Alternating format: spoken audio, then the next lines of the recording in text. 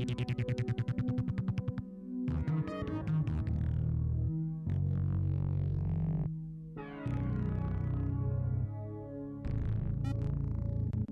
James Baldwin is hardly in need of introduction. His reputation, both as a novelist and as an advocate of civil rights, is international.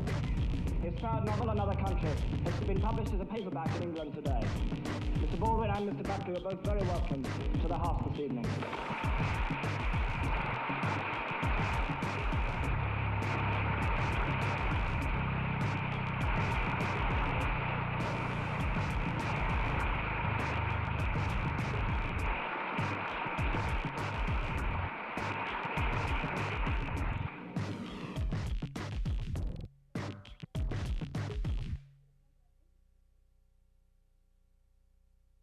Imagine, Mr. President, a society which above all values freedom and equality.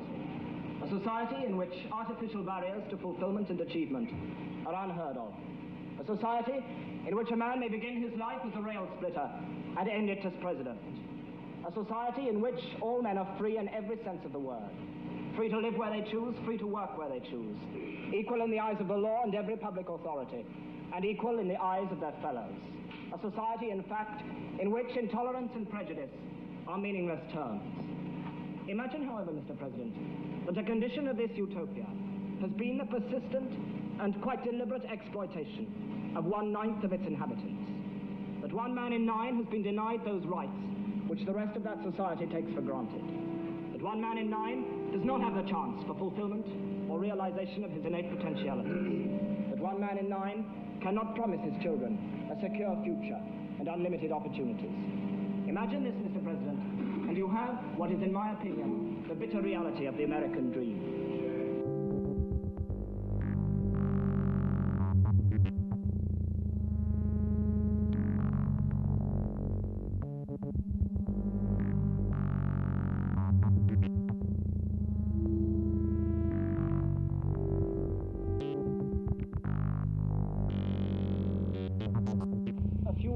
Martin Luther King had to hold a non-violent demonstration in Selma, Alabama, in his drive to register Negro voters.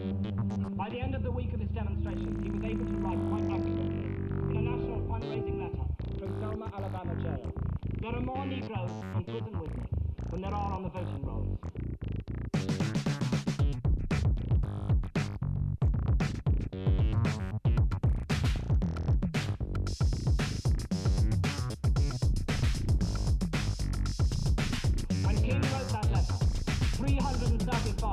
Out of 32,700 Negroes in Ghana had the vote. 1% of the population.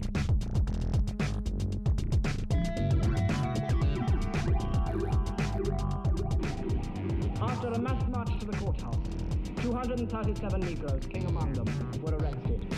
The following day, 470 children who had deserted their classrooms to protest against King's arrest were charged with juvenile delinquency. 36 adults on the same day were charged with contempt of court for picketing the courthouse while state circuit court was in session. On the following day, 111 people were arrested on the same charge despite their claim that they merely wanted to see the voting registrar.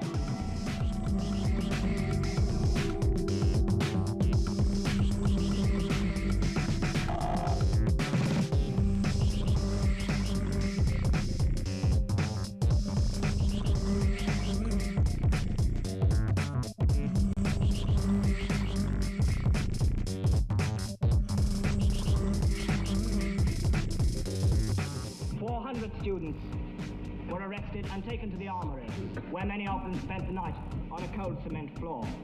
The following day, the demonstration spread to Marion, Alabama. In Marion, Negroes outnumber whites by 11,500 to 6,000 people, and yet only 300 are registered to vote. Negroes in Marion were anxious to test the public accommodation section of the civil rights law. They entered a drugstore, and there they were served with Coca-Cola laced with salt, and were told that hamburgers had risen to $5 each. After the arrest of 15 Negroes for protesting against this treatment, 700 Negroes boycotted their classes next day and marched in orderly fashion to the jail. There they sang civil rights songs until they were warned by a state trooper that they would be arrested if they sang one more song.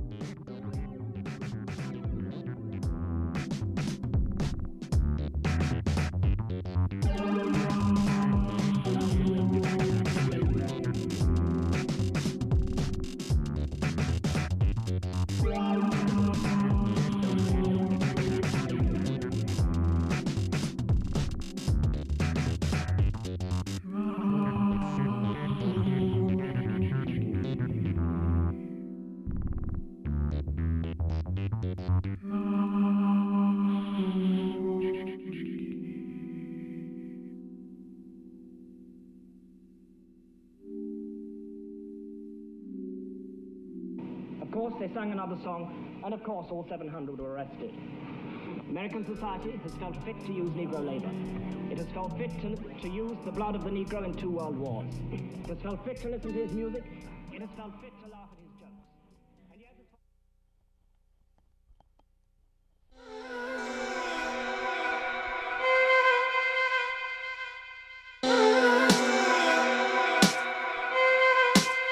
Welcome, patrons. We are in the post game. Thank you for new people on the expedition. Thank you to each and every one of you. Thank you to super producer Matt Leck, super producer David Slavic, and thank you to my good friend and crew, Briahna Joy Gray. Thanks for coming through. Always, always. We have so much to talk about. I do want to, because I can already see we're a little backed up here. So let me just get out of the gate to one phone call as soon as the music by Chris Lopaco, the real Chris Lopaco. Ooh. Is that you? Hello. That is you. It is. Hi, how are you? Dude, I've been on hold for like 3 hours. I'm just kidding. I called in like way too early. I called in like so early I didn't like mean to, but then all of a sudden I'm like, well, now I can't get out of line, Like right. You need to make sure that's exactly right. You got to be smart about that, man. How you doing? I'm doing good, man. Dude, your conversation was great today because literally I was parking my car today, getting out, and I was thinking to myself as I was exiting my vehicle, why haven't I ever seen like 2 Maasai warriors just duking it out on World Star? You know what I'm saying? Like, for real, you never see that. And you've seen everything on the internet one time. Find one. He snatched the other bitches weave off. Look at that. World Star. Anyway, and then if you take my spear again, I will smack your face. I actually do a good Kenyan accent because I lived there for 6 years. Please do it. Can you do? Oh, sorry. Wait. We're out to do Maasai World Star with an actual expert. I don't know if I'm going to do that World Star, but when I lived there for many years, this is actually what the accent is like. It is like, what is this, Nini, that I am doing? And Nini is a thing. And you say, what is that? Okay, what is that? This is my weave appointment. Bitch, I will pull your weave off. I endorse none of this one. What's that? Well, have you ever heard Obama World Star? That kind of gets... No. I'm going to do Obama. You want to hear some Obama World Star, Lopaco? Let's do it. All right. What's that, John? John, shut the fuck up. Look at this. She's about to pull this bitch's weave off. Oh! Pulled that bitch's weave straight off. World Star, baby. World Star. Okay, go ahead, Chris. You're just going to make it so I was just thinking, it was a really interesting discussion today. About me? And I always like when... care about you. When you guys rip apart the... when you guys talk about the IQ debunking, like I get so sick of hearing that shit sometimes. Right. And it's like people always, they bring up like Asian people. They have the highest IQ and whatever. Like, then why isn't Donald Trump acting like a Chinese person? Like, why don't these white people, if they think the IQ is so important and Chinese people have the highest IQ, like go hang out in an opium den or something like that? Like, I'm sorry for that bad stereotype. But anyway, that's why they don't want to do it. More things I don't endorse. They love it. There's things that even I don't endorse, and I say that advisedly. I do not endorse. Cause I was getting on the Trump thing for a second, where he would be like, you know what? I need to act Chinese now. I need to show respect. I need to burn incense to the ancestors. They have the highest IQs. I mean, the real question is why I presume, because I've not heard of them, there are no Chinese Americans in his cabinet. I've yet to see him. I guess she's Taiwanese, but I'm not sure he'd know the difference. All right. Yeah. It's a good point. She's the one with the drug boats, right? Well, theoretically, yes. Theoretically. Hey, that's just a theory. There was a very, very well-reported piece by Li Fang in The Nation that indicated that perhaps her family might be involved in smuggling certain things. If there's one story, I would recommend everybody look it up. If there's one story I want to see a follow-up to, yes. It's that one. Yes. Floating opium dens is what she's into. Anyway, finally, you guys made some good points about, like, I hear people when they say that we shouldn't call everybody Nazis on the other side, but, like, On the other hand, I like calling people Nazis, Right. so I'm just going to keep on doing that. Anyway, I'll do it for everybody else, right? You guys can stop calling people Nazis. I'll triple my efforts, okay? Sounds good. Love you guys. Love you back. Bye. Bye-bye. First question from the Discord. I want to get these, not let these stack up, but I think this is actually really, you might have some really interesting thoughts on this. What is the purpose of making a distinction between alt-right and alt-light, and who benefits from that distinction? What's the alt-light? So the alt-light would be like if we were to accept, and this is partially what's problematic about it, but if we were to accept their claims, like Steve Bannon would be alt-light. Somebody, the essential distinction would be, I guess it would be like, okay, if Richard Spencer wants an ethno-state, he's alt-right, hard alt-right. And then somebody else who is focused on a like genetic argument for white superiority would be on the hard alt-right. And then I think like this more vacuous kind of bullshit, and it's funny to see them because Spencer will call out at Gavin McInnes. Gavin McInnes will be like, I'm not a racist. There's nothing to do with race. I'm just a cultural chauvinist. And then Spencer will be like, well, you're talking about white culture, which is also bullshit. But by their logic, it's like he's destroying Gavin because their position is incoherent. But I guess light alt-right would be like not full ethno-state, and it's not about genetics, it's about culture or some bullshit. They maintain plausible deniability in some way. That's the best way of putting it. Right. Yeah, I get it. So maybe not helpful as we describe this.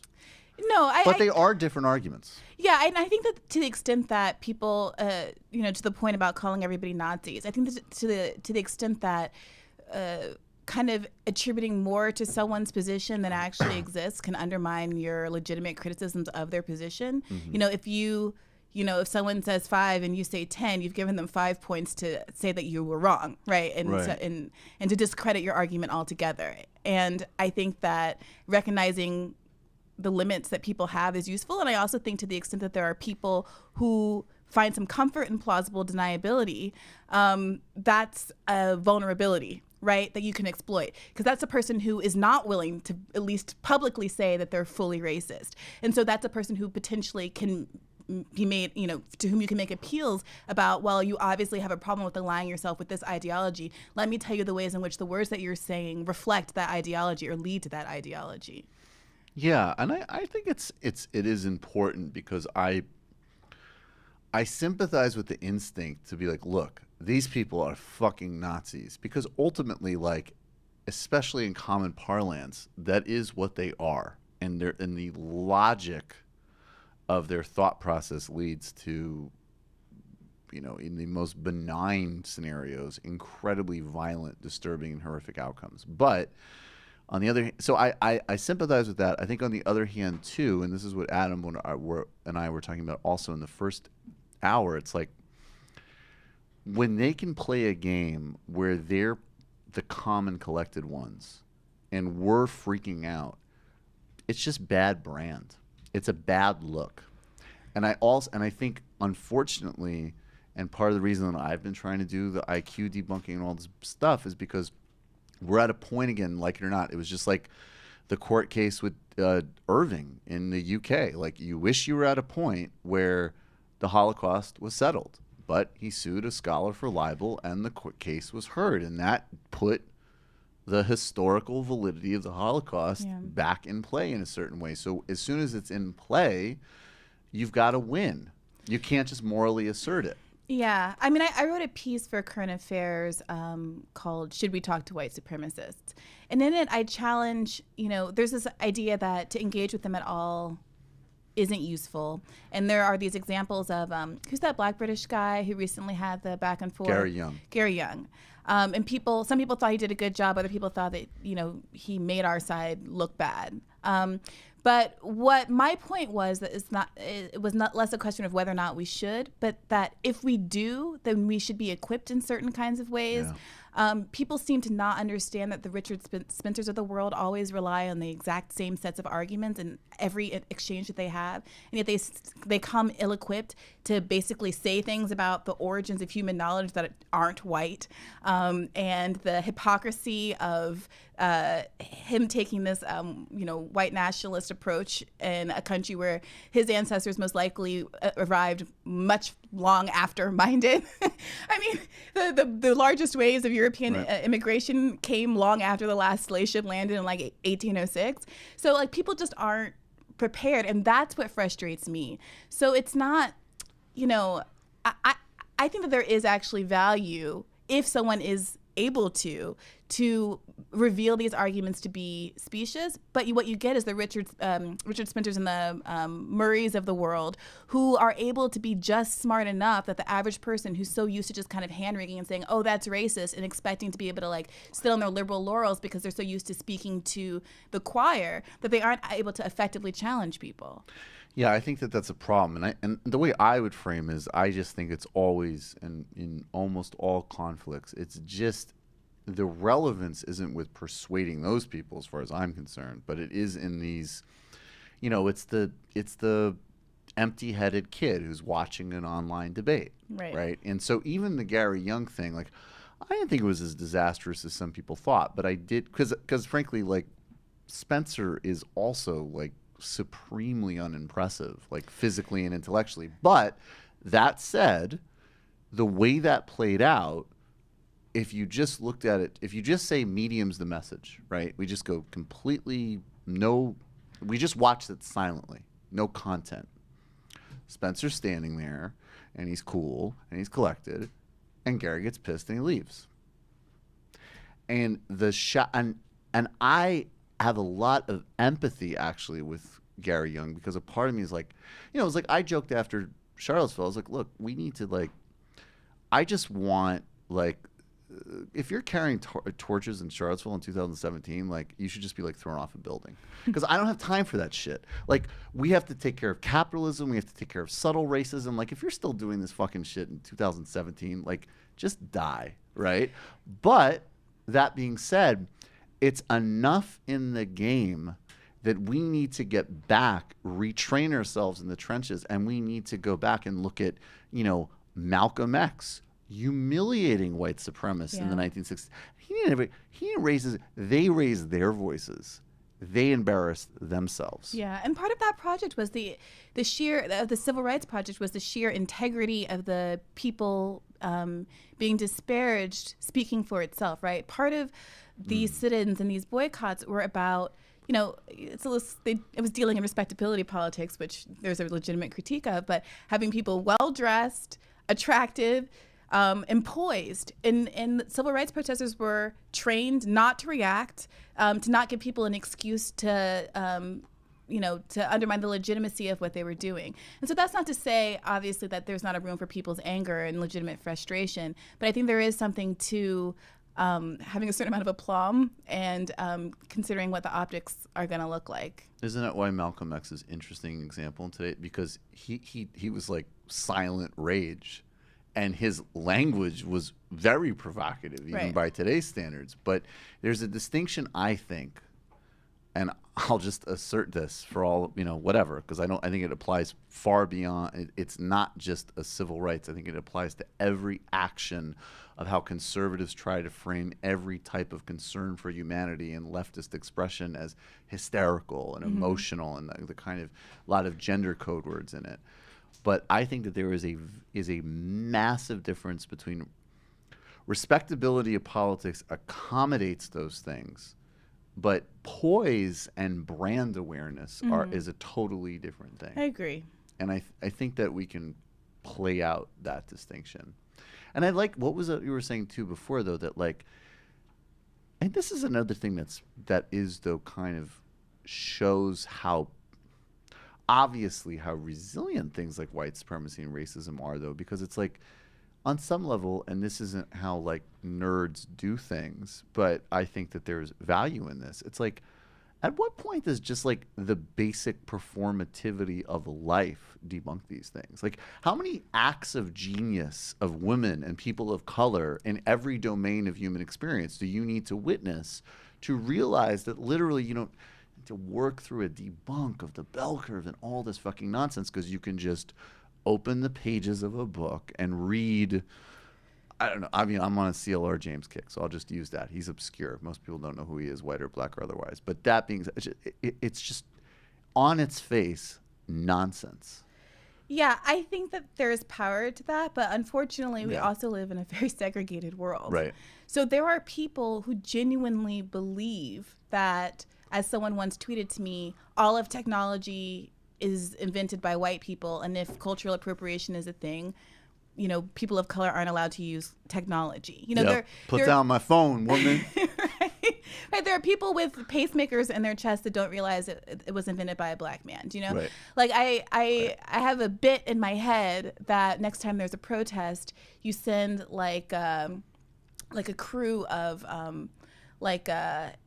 either like an Asian American troop of like counter protesters to kind of play on this notion they like admit that Asians are intellectually superior. Right? They should just walk out like in like Japanese imperial outfits, like bow to us.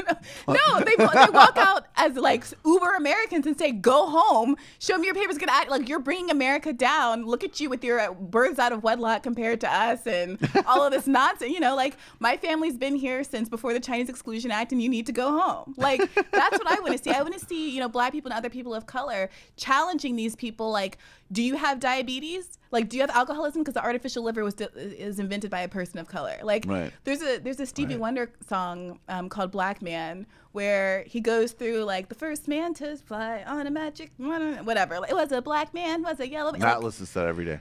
Yeah. And like they should have to like reckon with that reality, but unfortunately the world doesn't force them to, and they're able to live in ignorance. Right, and that is the fun, because I mean, like fundamentally, and that ignorance, and this is where like I am very persuaded by Hunter Matz, who I've had on the show, independent of like specifics of is like the science showing that so much of decision making is rooted in emotion, and that's where it's like, to me, this is obviously like. In order to latch onto that toxicity, the amount of ancestral, cultural, and personal poison that you have to be imbibing is like, I don't know how persuadable that is. And actually, in some ways, particularly with these kinds of like nasty twerps that we see. Like I watched an interview with this former Klan guy who actually founded that group that Gorka's wife cut funding off of, and he does really impressive work where he deprograms people out of hate groups.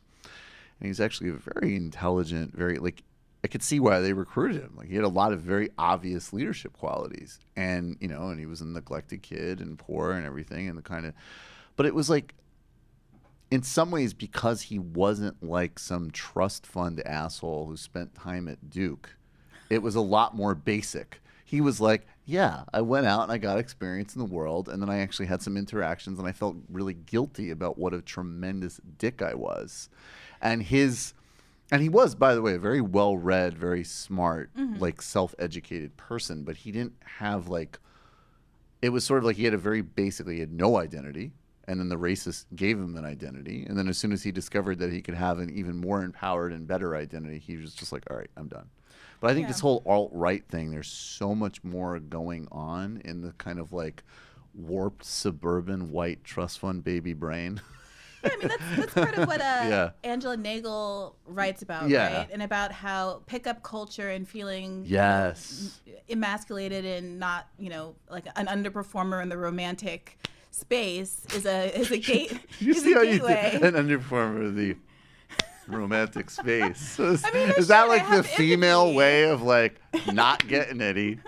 I mean, look, I have my own thoughts and feelings for why I don't have a ton of sympathy for that, because there are a lot of women who also don't get romantic play. I know. And men who tend to see themselves. Romantic play. Jesus Christ. I love you. Men who see themselves as abandoned, ignored by women are never out here like clamoring for like Daria to pay attention to them. They want, you know, like I don't know. What's that buxom blonde woman? I don't know. Whoever men think are hot. I don't even know who Daria is, so I'm losing the cartoon character from the 90s. I don't know. Like they're not looking for their like equal, another nerdy, schlubby woman. That's a little problematic. No, well, it is like the thing is like it's unfair. Shouldn't blah blah everybody blah. aspire to what they desire? No. I think it's sort of like Kevin James always cast with like a stunning woman in his movies. Who's Kevin James? Kevin James, Paul Blart, Mall Cop. Where are your social references? King of Queens. I don't watch. Okay. Actually, I do know that. Lena Remy, famous ex-Scientologist and a hero, is always cast as his wife. So much so he could get her. that he got a new show. He could get her. He got a new show with a different wife, and they killed off his wife on that show to replace her with Leah Remy. Wow. That's a powerful Scientology chick right chemistry. There. No, she's ex-Scientologist. She's one of the few people who've. You know what? No. I watched her show. I watched Lee Remini's Scientology great. show, and she's just like such a yenta, and she's just like, we were told that aliens were going to give us movie roles, and it was great. But now it's like they're so mean to these kids on the ships. Watch that shit. I had a whole like afternoon where I had a cold or something. I watched every single episode. Disclaimer. You don't have to give an excuse. I was why you sick, watched it. and I had no other options, and nothing else was playing. Netflix was broken. Hulu was I couldn't watch Narcos or The Godfather or Bad Boys 2, or basketball or tennis or. I'm going to slide tennis in there. I'm just going to assert that. Don't worry about it. It's a little off theme, but okay. I don't know shit. So or tennis, and then and so nothing else was available. So I just happened to watch every single episode of. I got into her. I actually watched an old interview with her on Howard Stern. She's spunky. She's cool. I think she's great. I also think Kevin James is great, and I do think Kevin James could get it because he's very charming, and I think he's handsome. But the female version of Kevin James, who is also similarly overweight, absolutely could not, no matter how charming and funny she is. Right. Let's call her Melissa McCarthy, for instance, who is also an attractive woman with a lot of personal charm. Right. No, I mean, I'm not going to raise the beer on yourself. Yeah, no one's debating you. It's a totally valid point. Jesus, you're calling from a 951 area code. Who are you? Where are you calling from? Hi, is this, am I calling in? You're calling. Brilliant. Hi, this is Miles from Marietta, California, and just recently from the UK. I've sent in a few long-winded emails before. This is first time back in 5 years, so first time I've had a chance to call in. Hey, boss, I know exactly who you are. Thanks. I'm so glad to hear from you. How are you doing? Yeah, I'm all right. It's nearing the end, but been back for about a week and a half. And, nearing the end of what? A vacation? Sort of surreal. Vacation or? Yeah. Oh, okay, gotcha. Yeah. I wasn't sure what you meant. Okay. Very unspecific. I'm sorry about that. Yeah, it was disturbing. But no, I just wanted to say great show as always, and one sort of thing picking off the racial identity issues and IQ. Coming back, a little more related to immigration, I've just been sort of astounded at how much the Border Patrol is just everywhere.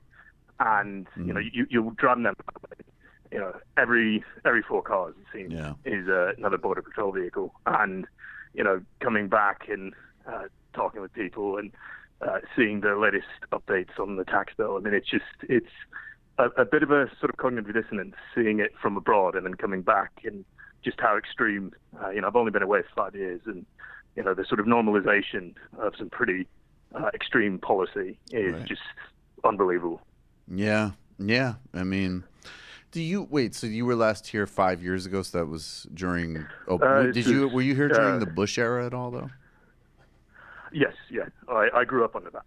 Me too, and I feel like, return to form. I mean, yeah, I get that Trump is worse than Bush in some very important ways, but in other ways, I feel like there's a real gap, and I don't know if you noticed this, but I feel like they're like people in their late 20s and early to mid 30s. To me, like if you have an awareness of Bush, and broader awareness of politics, some people are. I mean, we should talk about this whitewashing of Bush, which is just disgusting, but. I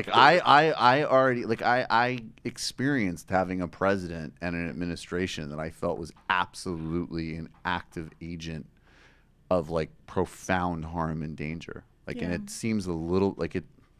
Trump is horrific, but it does. Yeah, it freaks me out. I think a little less because of that awareness. Yeah, I remember I moved to New York 6 months the day before 9/11, and I remember our apartment building. They had big glass windows in the front, and they put a giant, like 10-foot American flag in the window. Right. And I remember feeling like the sense of foreboding, and that suddenly you saw all of these American flags everywhere that stood for not like freedom and liberty and justice for all, but for all of the not even anti-Muslim sentiment, just any brown person Yes. that could be yoked up, and the fear that people are being snatched off the streets and not, subjected to a judicial process. And, I'm not saying it was worse than what's happening now, but it definitely was a primer. Yeah. No, I think that that's really true. And it actually is so, like, I get practically speaking, and it would be foolish to not acknowledge this. Practically speaking, the fact that George W. Bush came out on TV and was like, yo, don't like attack the guy at your, who runs a local business by you who is, from Pakistan or something. That matters culturally. And it matters culturally that Trump is giving the green light for, for different types of kind of overt bigotry. And I don't deny that at all. But on the other hand, the fact that people can actually pretend this was a safety net, savaging, global war, global torture regime. And they were also a hell of a lot more competent. I mean, I was doing an illicit history on the Iraq uranium yellow cake lie specifically. I mean, obviously the Iraq lies were so big and complex that I needed to kind of have some precision. But because I wanted to remind people of who these people were. And I was watching Dick Cheney clips, and it was like, in a way, it was almost nostalgic because you're like, wow, I miss when, evil was kind of like, Cheney was Cheney wouldn't be on Twitter like, no, you're a liar. Yeah, the plausible deniability. Yeah, he would be, yes. And I miss that. I'm not going to lie. But then on the other hand, it was like, do people remember who the fuck these people were? I mean, they were ghouls and gangsters. I mean, they were horrific, disgusting band of people. Yeah, I mean, for my personal sanity, I can understand missing the plausible deniability, but there is also an argument that it being exposed to the light of day makes us all more engaged and much less likely to be having the same kind of revisionist history that we have now about Bush. Bree is referencing indirectly Justice Brandeis. So that sunlight was the best disinfectant. Do you have any other comments there, Miles?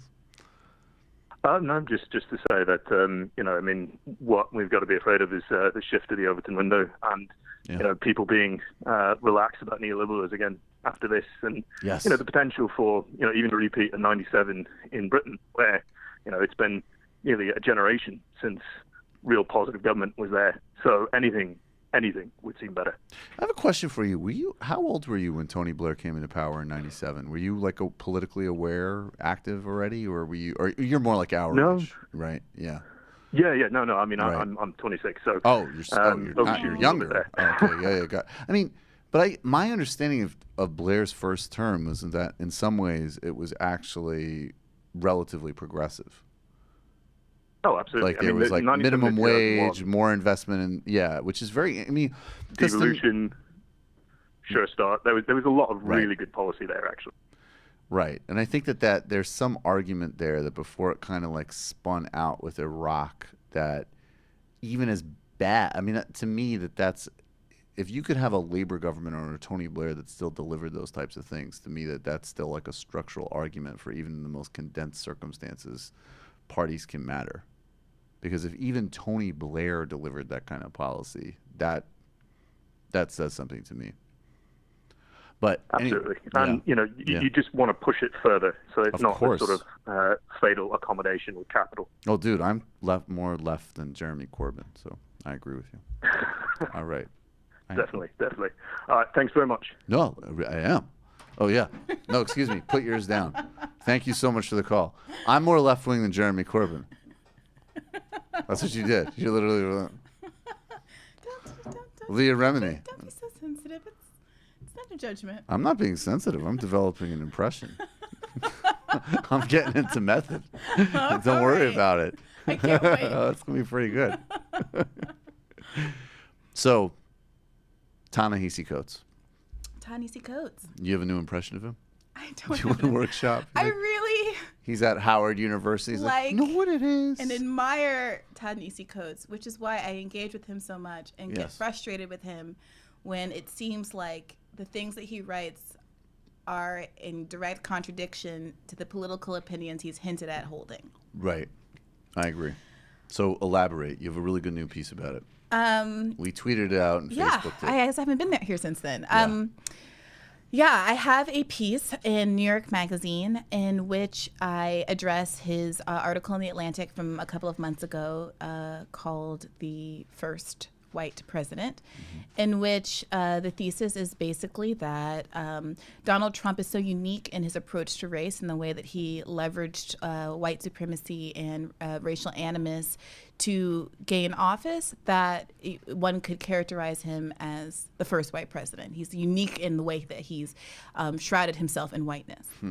I took Andrew Jackson might be offended by the argument. I mean, you know, but I think I'm not trying to take those kinds of low blows because I think he obviously is not trying to be overly literal. I think it was actually a very powerful. I critiqued this with Bhaskar, and I just want to say really quickly as an addendum, like the fact that piece, and we can make fun of it from our left perspective, and there's some value in it, but that was a piece that I noticed that there were people who I would say have very genuinely good values and are actually way less annoying in their liberalism because they're not constantly all over social media or whatever. They just kind of generally have fairly positive sentiments. And I noticed that piece absolutely drove home. Their takeaway wasn't like, fuck Bernie and I don't care about economic inequality. Their takeaway was like, I really got reminded of how fucking racist this country is. And that has a positive function. So I just want to give that. Yeah. There is absolutely value to that. And I credit that entire part of his argument and the extent to which he's able to deliver it so beautifully. Right. However, I felt as though the overwhelming thrust of his argument, what his beautiful historical narrative compelled, was that if you agreed with all the things that he was saying about America's ugly racial legacy, that it must mean that you agree with his conclusion as well, which is that since race brought us here and racism brought us here, that foregrounding race is the only way for us to get out. And in making that argument, he was rather blasé about economic justice arguments and characterized economic anxiety, did the thing where you put it in quotation marks as though economic anxiety is not a thing. And basically kind of wrote it off as purely, exclusively a pretext for those whites, liberal whites, who don't want to reckon with the fact that people in their lives, their family, the peripheral, white cohort is perpetuating white supremacy or unwilling to engage with white supremacy or are themselves white supremacists to varying degrees.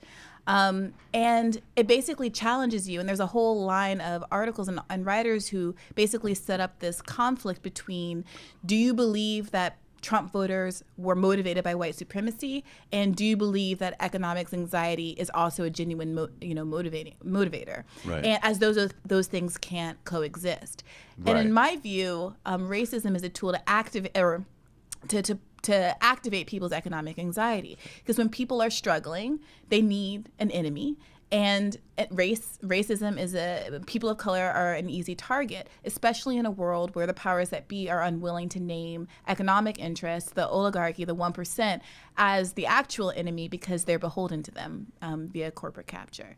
Yeah, that's totally true. And what has really started to disturb me, I mean, a couple of things. One is that, yes, the notion that we can make a hard distinction one way or another, and also I think that between racism and economic anxiety, to be specific, and also I think the other reality too that also shows up in these articles, and I feel like this is what gets very hard in this type of discourse, is that explanations and context are read as excuses. Right. So there's no excuse ever, but there's always context and Right. There's context and explanations for September 11th terrorist attacks. Sure. There's certainly never an excuse, right? Sure. That's how we understand the world.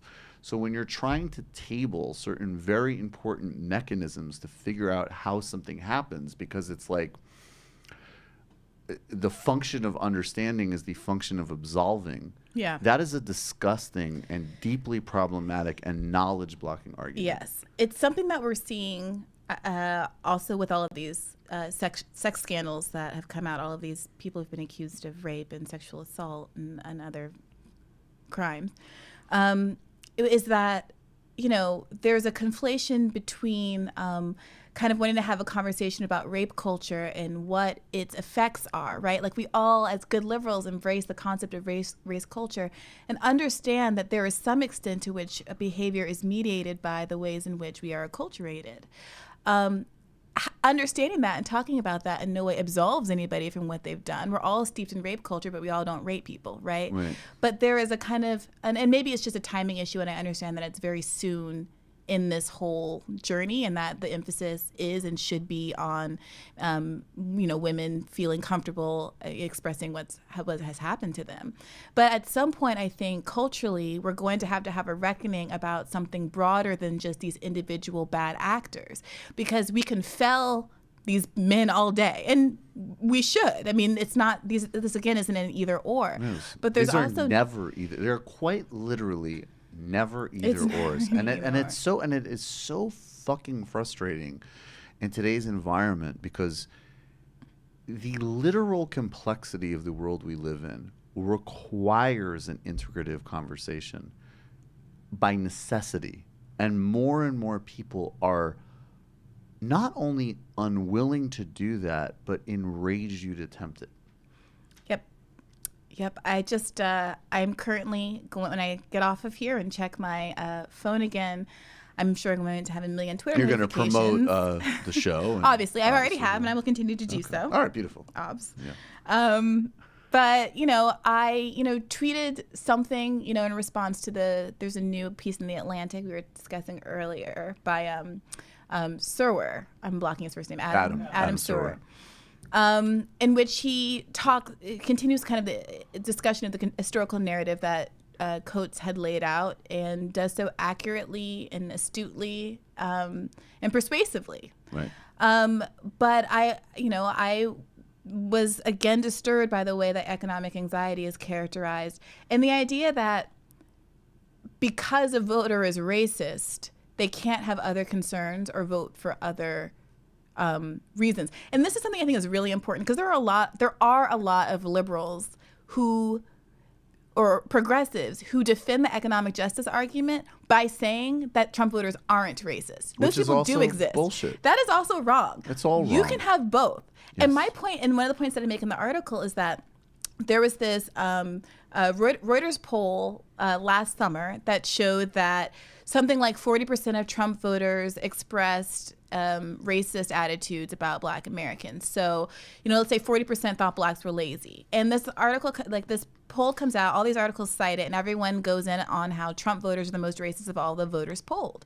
What goes ignored is the fact that something like 25% of Hillary voters agreed that Black people are racist. So if we're really calling out racists and saying we shouldn't court racists politically, we shouldn't talk to racists, we shouldn't consider that racists vote for reasons other than their racism, then what are we going to do about this core contingent of Democratic voters who are also racist? So it's not about excusing anybody's behavior, but it's about, if we are trying to be results oriented, and this is a big concern that I have with the two Atlantic pieces we've been discussing, is that they're really invested in laying out a history, which is valuable and good for the reasons that you mentioned about your friends really understanding the racial legacy in an important way. I get that. But there's this other piece that is future oriented. Not my friend. Your acquaintances. I have much cooler friends, obviously. But to me, I'm more concerned with the future, because 2018 is here. Right. And 2020 is around the corner. And I'm concerned about what messaging tools we can use to do better next time around. And I'm concerned to the extent that these people's treatment of the past affects how people are considering strategies for the future. And when people make arguments that this ugly racial legacy means that race must be foregrounded, and to not want to foreground race means you're somehow unwilling to address on a policy basis those the consequences of that ugly racial history, then what you get is people unwilling to adopt the political strategies that are able to create a broader coalition, a bigger coalition that can actually lead to people getting in office where they're in a position to actually redress those historical sins. I mean, that's exactly right. And I think that there's two other points I just want to add to that. I mean, number one, and this is another just a sort of cold, really cold reality, that, look, if the end point, and this is what Adam and I were kind of grappling with, and this kind of Marxist strategy for how to defeat the alt-right, and also starting to open up conversations about, like, also, are we fighting white supremacy and racism because we want to, actually have, maybe at the end of the day, a healthy and real and actual version of something like a quote unquote melting pot, right? And something versus like some of the rhetoric and strategy we're heading towards really is almost like it is like a bifurcated identity group delivery project. And it's like, look, the reality is, especially because we're such a profoundly white, privileging, and racist society, that if that is your primary site, which is that the only distinctions that matter are identity, the only categories that are real are race, and the function of politics is to divvy up ever-shrinking resources within a late capitalist context that, of course, we're not going to talk about, and it's to deliver... You might still keep getting a chunk of privileged white liberals, but at a certain point, if all your messaging to the public is that you need to assume your identity configuration and get resources based off of that, some people are going to take that literally. And I think the other thing that's very disturbing to me is that the alt-right, they understand something very intuitively, which is that in order to keep up the type of racial disparities and basic standards of resources that a privileged group of white people have been used to, in a stage of inequality, shrinking resources, and how we do capitalism, you are totally going to need to constitute things like apartheid states. Right. They're absolutely right about that. Of course. So if we don't have a fundamentally integrated economic broad distribution coalition argument, and it's funny, you cited Obama in the campaign he ran. And I actually used that with Adam because it was like, Obama ran, and we can critique it because it was like an empty multicultural campaign, right? It didn't really mean anything. But if you got some type of campaign that really did synthesize, like, we're unique, we're distinct, we face different problems, but we also have shared goals, we also can connect, we also can build coalitions, which all of these Clinton stands should remember that Barack Obama, who is, even for them, he should be the Don. He did that in 2008 and 2012. He did. If you combine that with actual economic meat, that is a formula for actually winning and potentially saving us from our predicament. Yep. If you only do the other way, people are going to take that quite literally. Yep. And it's going to be horrifying. But they won't do that. And the thing that makes me most angry about this is that there's this, at some level, you'll be having an intense argument with someone on the internet, and then you'll realize that you both agree that it's both economics and race, right? They're pretending like you're saying it's only economics. You're kind of pretending that they're only saying it's race, and eventually it comes out that you both agree that it's both. And there might be like total morons on each side of the barbell to believe that, but none of the rest of us do. But I will say that the tension persists because there is this sense that I will own up to the fact that I overemphasize economics for a reason. Right. And that reason is because I don't get resistance from the Democratic establishment for talking about race. And that didn't happen in a vacuum. That was a lot of lobbying and hard work from a lot of people for a long time to get the Democratic Party to be so on board, at least with respect to lip service, to race. Hillary Clinton feels fully compelled to say intersectionality on a stage and rah-rah, like that is an accomplishment. Emphasis on lip service. Sure, but like it's an that accomplishment. is something, and I understand that. Right. But the fact that they've accomplished that, but at the same time she's still saying, well, breaking up the banks cure racism, and Nancy Pelosi's up here saying, we're capitalists, it's just how it is. Right. That to me says that my position is a more vulnerable position than yours is. And also, just logically, there is nothing anybody loses to hopping on board with these superficial racial allegiances. Bill Gates, the Koch brothers, whatever your political ideology is, no billionaire is genuinely threatened by racial equality at this point, the way that the capitalism has been like entrenched and they're like safe in there.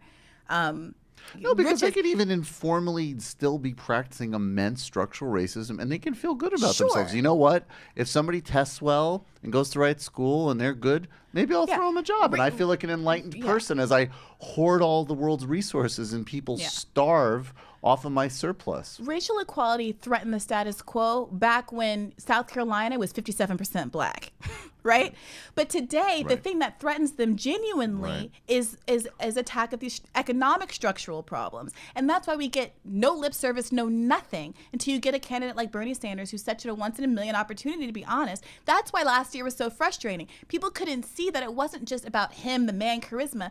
It's about having to get a candidate who's genuinely positioned as a senator with a long political career to be qualified for the job, but who also, because he's positioned himself in this small state and has had this like weird position as an independent for so long, is actually sincerely not beholden to those interests which have kept us captured for so long. And what people continue to just breeze over is that that's the exact same reason that Trump had appeal. Yes, he was racist. Yes, he did all these other things. But you can't, I have a hard time faulting someone for saying, you know what? Let's like shake the ball, like shake the whatever you call it, 8 ball, and see what happens. Because something different is better than the status quo that I've been living under for the history of all time. And so that like I think it's important not to just say we all agree that race and class are both factors and therefore this whole argument is futile. I think it's also important to defend the reasons why wanting to emphasize class are important. Well, I think that's totally. I mean, and the other reason we need to emphasize class too, as far as just to add 3 other quick points to it. I mean, number one, it's because there isn't any room for class in our circles. It's at least. I mean, it's not internalized. Okay, so I totally will own that. There's discoursing and there's internalizing, and there's a ton of misogyny and racism even amongst people who will spit all of the right lyrics on it, right? Okay, we're seeing that very clearly now with all this literally every fucking second. It's exhausting. Okay, not least obviously for the victims, but that being said, we are not even in the dumb level of like, there's no top 10 BuzzFeed listicles in which this TV show reinforces problematic attitudes about money or class. That's gone. There's nowhere on the radar. Secondly, class is not just a cultural thing. From my like Marxist read, it's also literally an economic function. It's a mechanical thing that helps explain and reverse how we think of profits and what the value of labor is and what it isn't. And that's a very important way of looking at the world and rereading how we design things. And then, third, one of my favorite quotes was I had Bill Fletcher Jr. on the Majority Report, and I think he's really brilliant. And he said, fascism and the populist right is the herpes of capitalism. And he might read this differently than me, but there is still an element where it's like, and this is maybe on some fundamental deep level, as much as an integrative as I try to be, I am some form of class reductionist, because I do even think going back historically, it's like you build racism out to build a narrative to justify going and stealing and raping and killing other people and taking their shit. I don't understand who's disagreeing with that at this point. Yeah, this is it's not like a metaphysical thing. It's like, if I'm going to feel comfortable going to Matt's home, killing all of his people, stealing his wife, and taking all of his shit, I better tell a story that he's inferior to me and I'm fundamentally doing him a favor. And that's the origin of all this shit. But, so I'm just saying that even in that formulation, there's some way in which the metaphor is still saying, like, it's a symptom.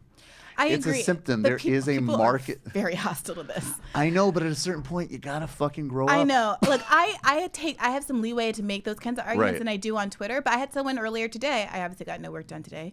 Earlier today, this guy was like saying to me, "No, but it's actually about race. Racism is an end in and of itself." Like that's almost verbatim. He was arguing that racism exists in a realm completely separate from any class or any other kind of incentive structure, that people just want to be racist to be racist. And I'm like, look, I'm not going to speak in absolutes. You might be able to come up with an example historically, culturally, where people just I don't know, like it's like what's that Dr. Seuss one about the Starbelly Sneetches? Like the people just, but even though the Starbelly Sneetches, it was about accumulating power and opportunity over the other kinds of Sneetches because the world presented opportunities as a zero-sum game. There was a limited pie, and you got to get a star on your Sneetch. Right. No, I mean, I'm not,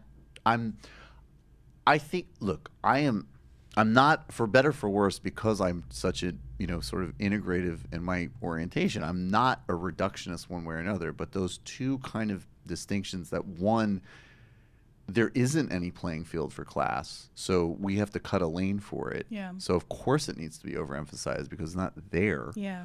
Just as, by the way, why the same reason that I have sympathy for Ta-Nehisi in a broader cultural context, because I do see that. I'm like, it's the same reason that if I was on, CNN arguing with some idiot who was like, well, cops wouldn't have to murder black kids if they didn't have rap music on, then I would have to be the woke liberal white guy and be like, oh my God, this is fucking. But especially in our zones where these arguments are taking place, it's like there is no class there. And I will assert that while I will not reduce everything to class, there is an economic engine to everything that if you don't understand, I contend that you cannot properly understand anything. I just don't. I'm not saying it can be reduced to that, but there's no way you could have a full conversation about something without seeing the economic class dimension of I think that's right. And I think that I would also just want to say to the people who are uncomfortable with this, that to say that there is a class component underlying these issues of racism, it doesn't minimize or delegitimize the importance of racism, the significance of racism, the extent to which racism is central in individual lives as the most important issue. It doesn't, I feel like there's this almost reluctance to lose any like power or cultural relevance that certain black people are like holding on to because we've worked so hard to matter and to protest and lobby for our own interests so that we can be centered. And I have a lot of empathy and respect for that because it is important. And I don't think in any way we should, relinquish the ability to advocate for ourselves and the centrality of our position politically. But I think that not paying attention to the ways in which class is working against us is what's actually marginalizing ourselves more than just admitting, okay, we have there's 2 lanes on this street, and by accommodating these other lanes, everything that I'm trying to get pushed through with solely the avenue of race actually has more room to expand and go forward. And I think also, I would never, to me, it's like I have no business one way or another commenting on the daily functionality of how things like racism or sexism play out, and I never would.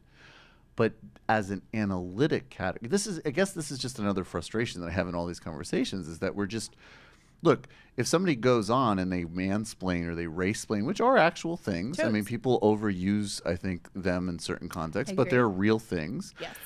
That then correct that. But when somebody is saying this is a methodology for understanding how things play out, and we could be talking about, a situation in Sweden or Kurdistan or Tennessee, and there are patterns here that if we understand properly and design policy for, this will help actually solve problems. That is not attempting to hide or minimize any of these structural things or lived experiences. It's just an injection that, by the way, at least when and it's not that long ago, like when I was in college, and I wasn't what I majored in, but any serious class I took that dealt with African American studies or gender studies or histories from perspectives of abused and marginalized and exploited communities, there was never not a massive economic component of that study. It's literally impossible. I took a history of science class and the history of technologies and the way they enable empires, like a huge part of your introductory curriculum. It's inescapable. It is the engine of how the literal engine. Yeah, literally how we do things. And so it's just unavoidable. You're calling from a 617 area code. Who are you? Where are you calling from? Ooh, Boston. No? I don't know. Hello? Hello? Hello? Can you hear me? I feel like this is not Boston. Yes, we can hear you. Yeah, it's not. Oh. No. Awesome. Can you hear me now? Yeah, we can hear you really well. Go ahead. Oh, all right. Rock and roll. Yes. Greetings. Dobry wieczór. Is Kieva. Yeah. Hi. Rachel and I'm I keep going back and forth between Google Voice and Text Now, and yeah, this one works for now. Cool. Well, actually, kind of ties into all kinds of things. Again, I mentioned earlier, like my concern about like the Keystone XL pipeline spill, and I found this article also relating to capitalism and equality and race, and all of this is this article on Haaretz. So I don't know if it's like I don't know how much of an American perspective it has, called "Capitalism is Our Only Hope of Rescue from Climate Change." And is our only hope of rescue from climate change? Yes. That's fun. And I can't tell if he's just taking it or something. That's like but, saying that like rape is our only answer for sexual assault. And I do mean that analogy. Yeah. That is one of the dumbest things I've ever heard in my life. Yeah. Yeah, again, so this, I don't know if you feel like a hate read or something, but even just saying that, well, because governments aren't necessarily effective at right maintain Manhattan Project type their goals. It's like they don't do stuff like Manhattan Project or the internet or anything like that. That's a good point. Yeah. So in that case, so basically, it'd be better just to let the corporations do most of the work and maybe have what do you call it? Government help out a little on the sideline, and of course saying that that you can never convince coal miners or that voted for Trump of ever getting on board of anything. And I don't know. Again, I will say, I'm sorry. So. I'm sorry. Yeah, finish that. No, I was just gonna say it. So I was talking with Matt Chrisman about this from Chapo, and we were like. It's so frustrating because on one hand, there really is like a certain type of liberal elite who do like, not even just Trump voters. They really do have like the stereotypes of like coastal disdain, disrespect, lack of interest, absolutely. And then there's people on our side who are like, oh, these Trump voters, they really just want to listen to like Phil Oakes and like get unions back. It's like, no, they're fucking pieces of shit. But like, it's another one of these both and things. Yeah. It's like, actually, yes, if you went out and had conversations with like quote unquote normal people, you would, in some cases, you'd actually hear a lot of very astute analysis and very serious suffering, and you would be disgusted at how they're dismissed. And then you'd also go out and you would hear like, Michelle Obama's a fucking tranny, and Donald Trump's going to bring back coal. And it's just another one of these things. Like, it's all true. Yeah. To the one point about the idea that coal miners are never going to get on board. I don't. Am I with that. super naive, or like nobody ever wanted? Sorry. Well, there's not that many of them for a start. Well, sure. Also, Bernie Sanders convinced that one on live TV, not to get on board with environmental forum, but like to generally get on board with healthcare and kind of the progressive movement. And also, it kind of pretends that like nobody ever really wanted to be a coal miner, that it was always a job of last resort, and people became proud of it because it was a hard job and they were proud of the hard work they did and it supported their family for generations. But it was always grueling and horrible, and they paid good money because it killed you. Right. And the kind of pessimism that says if we phase out coal for environmental reasons, there's a whole generation or like culture, like a society of people that have to be completely abandoned. Like there's no belief that there's a way to provide alternative jobs, or or like. And the neoliberals view those people. Because it's like they view them as expendable and stupid. Well, sure, but there's also a lot of lip service about green jobs training and all of this stuff. So it's like, do people not believe that there is a possibility for alternative employment? In which case, I fully understand Trump voters' antipathy, or are people actually just unwilling to put their money where their mouth is and say, okay, let's actually do the infrastructure program that Trump wants and find a way to like repurpose the people in these communities to actually get those jobs. Well, which people are you talking about? You mean the coal miners? The coal miners. I would imagine that if I'm a coal miner, I would think and this is where I have sympathy for them. It's like, that's all theoretical. I'm making $80,000 a year now in West Virginia, and one person is saying that can be extended for another 10 years, and the other person is saying that I'm going to lose my job, but there'll be some type of solar thing that'll never get funded. I I understand that sentiment. It's it's loss aversion, like everybody has, too, right? But when liberals say things like it's never gonna like when Hillary said the coal jobs are gone, we're gonna destroy these communities. Yeah, that wasn't very smart or compassionate. But I want to know if I'm naive to believe that even if only lip service is being given, there is a possibility. Why not try to get the coal miners on board by actually in the now providing alternatives that are realistic and cognizable? Sure, that's the Bernie thing. The problem is where you're never going to get it from those neoliberals. The practical where that is now is move across country. That's the best thing you can do to raise your income, which is a non-starter for most. There have been listicle. There was a listicle a couple years ago from some garbage Business Insider type of thing, which was the problem with millennials is they're not willing to move to new places. Yeah, I think that's the answer to mass inequality, shrinking opportunities, and oligarchy is just leave your family and community behind. Yeah, I did see that. Although I do think that there have been periods of mass migration driven by horrible suffering and also by incredible incentives that the government provided to go out west, to go and get free acreages of property. That's totally not here. But that's the thing. I'm why aren't that could be provided. That could be the new deal that people are talking about. Well, I think we're going to provide it. We might as well provide it where people already are, since we aren't doing anything anyways. Presuming that there are. Well, if you're going to restart manufacturing to build green products, as an example, sure. West Virginia, wherever. I mean, I think that would be the type of thing that you'd have to mass government invest in, unlike this idiot in Haratz. Anyways, sorry. Yeah.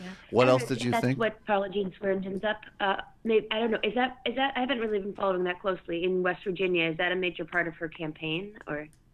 She's taking on Joe Manchin for the Senate. I know very little about her, to be honest with you.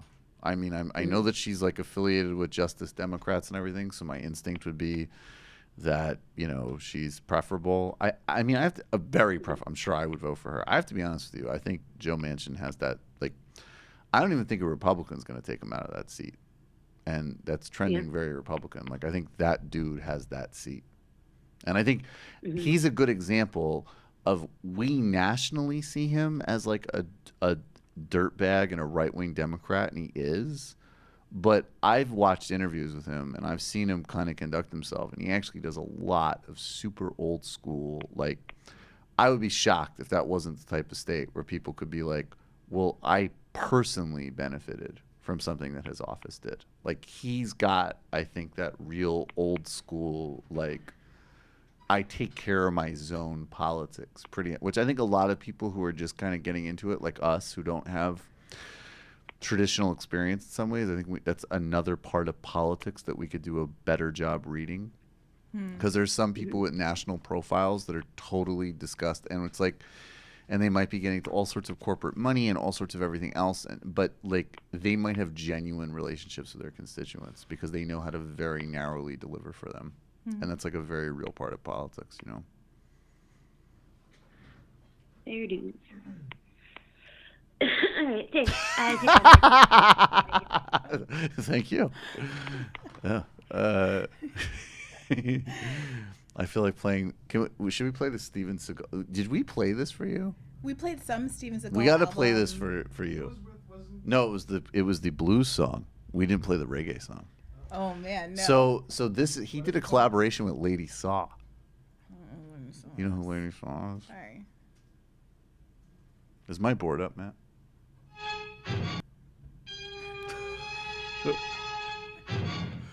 You don't know who Lady Saw is? I'm sorry. All right. Lady Saw was a very prominent and extremely vulgar dance hall artist from Jamaica from the 80s and 90s. She's still around. I'm a big fan. And apparently Steven Seagal did a song with her. What year was this? Is that in the description?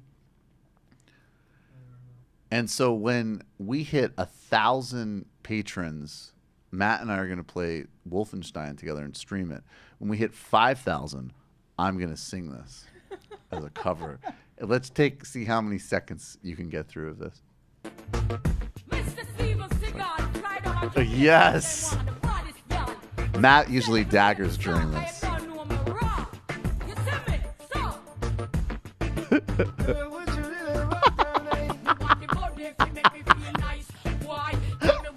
Why did she greenlight this? Money. And maybe she was into Steven Seagal. She might have been into Steven Seagal. I bet he likes black women. When the girls start to strut, you could look at their butt, you shouldn't do that. Okay, actually. You shouldn't do that. Oh, no. You keep your headphones on. I'm still looking for who's going to do the Lady Saul part when I do it in my duet.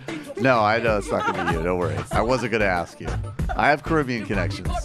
Yeah. You can try it, actually. What's your Lady Saul impression? Let me hear it. Okay. Wait. There's a part where he talks about ITAL in a second. Wait, I'm sorry. Rewind that. This is where he talked about her butt. I would like that.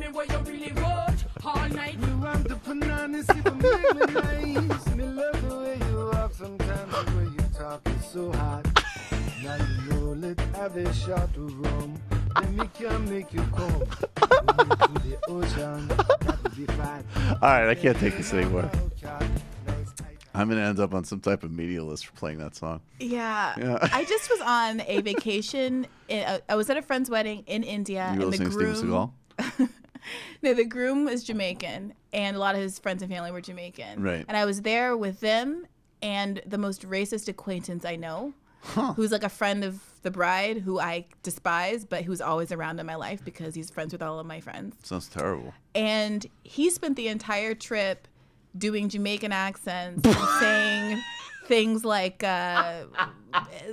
imagine homophobic slurs that are common in certain music from the area. You're really not going to say them? No, I'm not. Okay.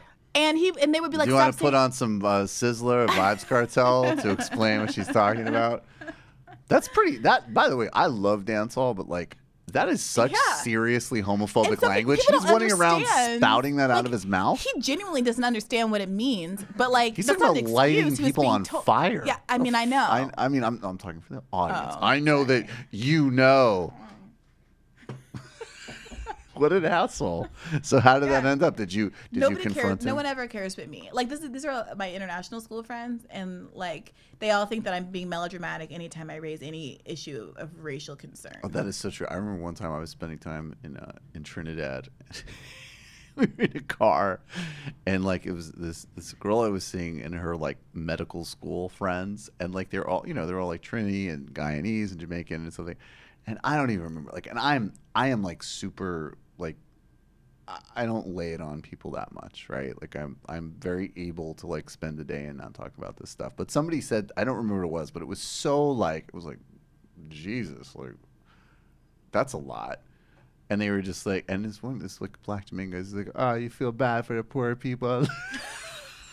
I want to help the black people of America, Michael. Oh, very sweet of you. People don't give a fuck. Yeah, like, I mean, the Jamaicans, to their credit, were much more. No, not just Jamaica, just the bourgeoisie in general of my, like global bourgeoisie. Yeah, it's definitely my international school friend. I mean, like, so for most of the trip, it was just us, and then a couple Americans and Brits joined us, and they were much more on the similar wavelength. Sure. And this guy, Antonio. It doesn't matter. I talk shit about him on my podcast all the time. We had an episode with him, episode 9, where we tried to have an interview with a Trump voter like this time last year. The guy voted for Trump? He's from Staten Island or something. How the fuck do you let him around? I'm very open with him about the fact that we're not friends. If you listen to episode 9, I'm like, Antonio, how would you characterize our relationship? And he's like, well, we're not friends. And I'm like, correct. But we're always around each other. Awkward.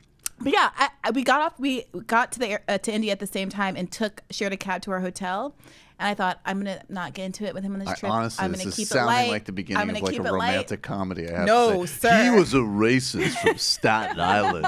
She was a woke African American writer. They hated each other until. No, sir. Until on the car wait. Go ahead. Until, very romantically, before we even got from the airport to our hotel, he dropped, "Who would rape a tranny?" Okay, the Do you have a record scratch the in there? romantics. Yeah, I was gonna say. Now we're back to. Yeah, he's actually the worst. He's actually That's the his worst. equivalent of a Perry Mason question. Look, I got an inquiry for you. Yeah. Wow. I thought that kind of vitriol. How has he not been banned? And he's like a Columbia PhD student, like well educated, blah blah blah. Oh, you got to be careful. You're gonna blow up that guy's spot. He knows. So he just enjoys being a bad person. He like relishes it. Listen to so episode 9. Does he mean? Does he mean it, or is he just being? And by the He's way, trying to be provocative, but he means it. yeah, right. That's what it is. You know what? That is a whole category that we should write about. People who are trying to be provocative, but Yeah, mean it. he gets it's the off most on it. annoying, disingenuous group of He people. gets off on it. All right, let's go back to the phone call. You are calling from a 203 area code. Do you get off on it? Hi, it's Jay. Hey, Jay. What's going on? Hi. Hi. I called to engage Briahna Joy in a thought experiment. No. Oh, please. I'll hang right up on you, even if you're. That's my one rule, even for patrons. No thought Oh experiments. really? I was excited. No. I associate that with Sam Harris. And just Okay. not Yeah, good. yeah. Hey, listen, I read the. I was finally got around to reading the article about cultural appropriation, the one that focused on Elvis and Big Mama Thornton, and because I'd heard I'd heard you the last time you were on the program, I believe, which was like 3 or 4 weeks ago. Something like that. Following up, and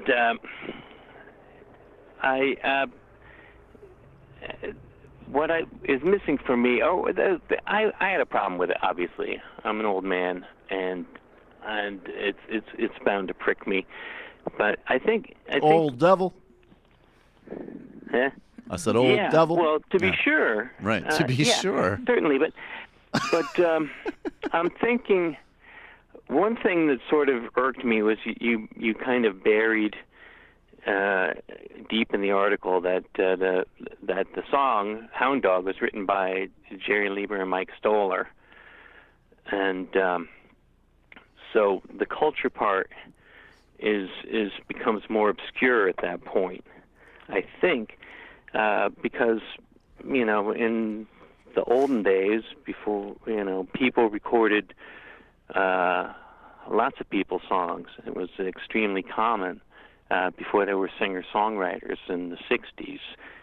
That would have been very unusual to have someone write their own stuff, unless you go back to the Delta blues tradition, in which case, yeah, that would be something. But for me,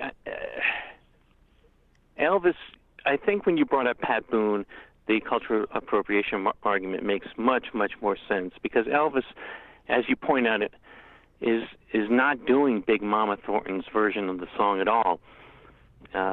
He's doing something that was basically really weird for that time, and it turns out he was copying that version from a group of Las Vegas performers called Fred Bell and his Bell Boys, whom he had seen earlier in the year in 1956. So Jay, you like Elvis? You think he got an unfair rap?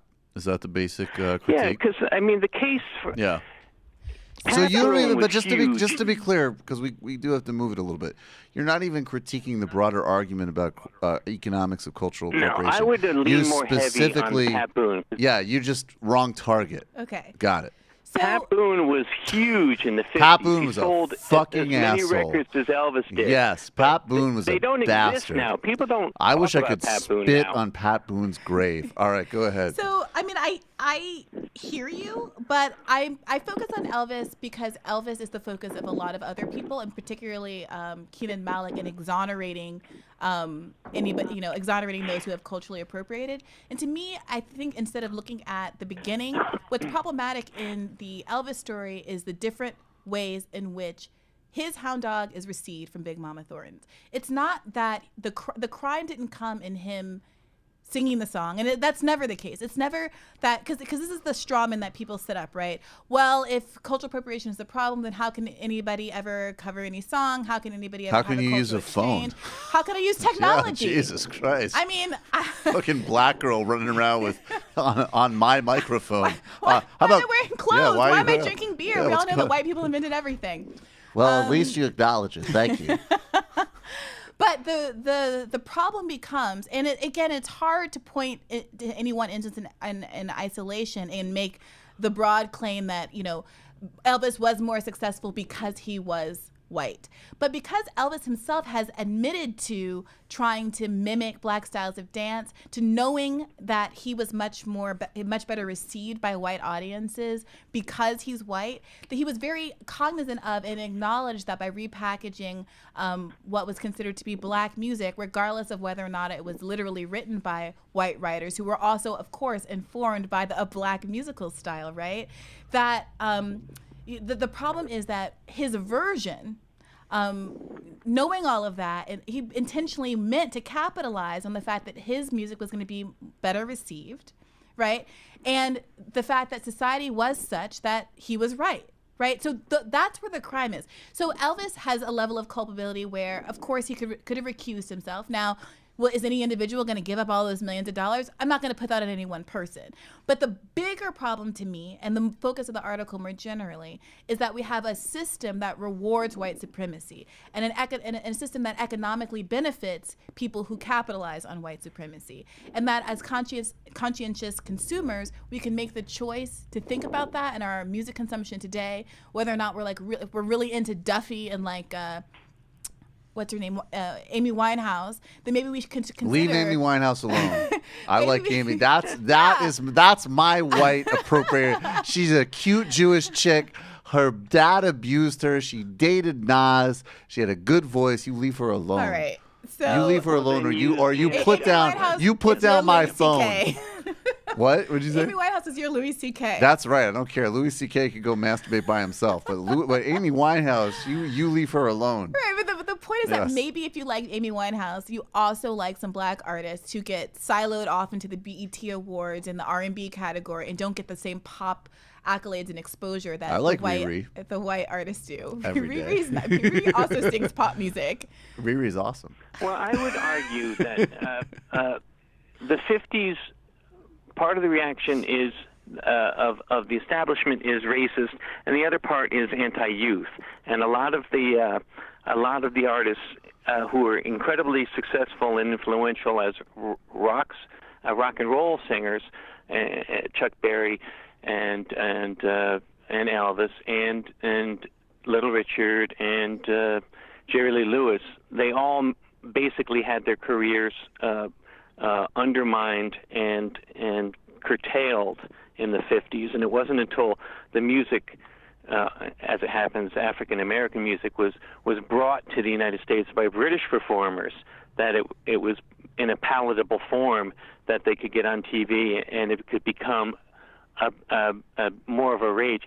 And but the funny thing about that is that as the 60s unfolded, and with the influx of these British invading bands, you had suddenly black artists getting on the radio and black artists getting venues and black artists selling records in the same charts as the white artists. And you had a brief period in the 60s where race was not the determining factor in what got play and what was popular. And that changed toward the end of the 60s, and things split up again. But you had a moment that was sort of sparked by these, British bands who were all. Jay, you're never going to get to her. She thinks Bob Dylan stole stamps from Sam Cooke. She's very angry at white people. Bob Dylan stole from everybody. She thinks that white people. She thinks that the blues men. She thinks that white people should get health care, but she generally hates them. Bob Dylan put out an album. Okay. No, I'm sorry. We just need to move this a little bit. Dylan put out an album of all traditional music, and even though it was in the public domain, he didn't give credit to the writers. Yeah, I'm not who a were music mostly black. ethnologist, so I don't want to get too far in the weeds. I stole their music. No credit. But I will say, What's He that? didn't- the very fact that we're talking Yeah. about music being made accessible because British artists who themselves appropriated black music, brought it back and made it public, like that's all part of the problem. The fact that some of these earlier black stars have aged out before the time that they could be young enough or youthful enough to financially benefit or have the same appeal as some of the whiter artists, that's part of the problem I'm describing. The fact that there's not the choice is to turn to young white novel artists instead of cultivating young black talent, as though all black people magically stop singing music, as though there's not a black version of Black Amy people. Winehouse. When did black people stop singing music? Like that's part of the absurdity. But I agree with what you're saying with the exception. I mean, you cannot say that the Rolling Stones took black people music. What? I'm just kidding. All right, Jay, thank you for the call, man. You're welcome. Appreciate it. Take care. All right, we have one more call. I'm sorry I cannot get to the rest of you. I profoundly apologize, but you just jumped on. But this is an important call, and they've been waiting for a while. You're calling from a 757 area code. Who are you? Where are you calling from? Hello, this is your overseas technical support department. Claire, how are you? Claire and I'm okay, thank you. Jameson are just, if you've become a patron recently, the complexity and the beauty of our Discord is incredible. And we have a really big community on there now of a lot of people taking advantage of it. And that is thanks in large part to the work you guys are doing. Thank you, Claire. How are you? I'm okay, thank you. I'm glad the last caller set me up for the British invasion comments. Although I'm not so happy with you. You had another UK caller on, and there's only one person with a UK accent who's allowed to call into this show. Oh, okay. You should have cut them straight off. All right, fair enough. Especially when they started talking about Tony Blair. There was a little bit too much loving for Tony Blair going on there. Well, you know, that's where I have my dark side, is my weird. I don't even know where my soft spot for Tony. You know what, you guys, you need to really keep supporting my work as an independent leftist analyst and entertainer and journalist, because I will cut weird deals with the Saudis and be a Middle East envoy, and you'll catch me chartering yachts in Corsica with Russian criminals. Because Tony Blair, I think Tony Blair is like my secret dark side. I think it's because of Love Actually. Totally. Really? Sure. No, not at all. I was just going, improv, you say yes. Yeah. No, I think it's because I forgot I was actually originally going to call in about, but never mind. About Love Actually? No. No, the proto Tony Blair character. You know, there's like the fake Bill Clinton, and like Hugh Grant plays our hero, Tony Blair, who saves the young British Monica Lewinsky from Bill Clinton's broken hands. Totally appreciate that you're giving me more credit, but it just came from the evil, real Tony Blair. But anyways, Claire, what did you have to say? I originally called in to highlight an amazing documentary that was on the BBC on Monday night called Labour, the Summer That Changed Everything. Now, it started off, they were following 4 anti-Corbyn MPs throughout the snap election campaign. And I don't know if it's pure skepticism on my point, but I think it was all done to try and discredit Corbyn. Yeah, but the probably. 4 MPs came off so badly. You could see the centrist tears. It was four centrist Labour MPs who were basically walking around the UK campaigning, being like, maybe I'll hang on to my seat, but this old prick is going to destroy us. And then by the end of the election, they're like, oh my God, I had an increased margin. Yeah. Thank you, but I'm still going to try to fuck everything up. Exactly. Right. So I know a lot of people on the Discord have been watching it, but obviously not all patrons are on the Discord yet, which is very disappointing. Please, patrons, get on that. You'll enjoy it. Claire, really quickly, how is your health? How are you doing? I'm okay, thank you. Yeah, I'm doing much better. Great. Staying up far too late to listen to random US podcasts. But well, there's nothing random about this one. I don't know what you're doing with the rest of your time, but this one is front and center.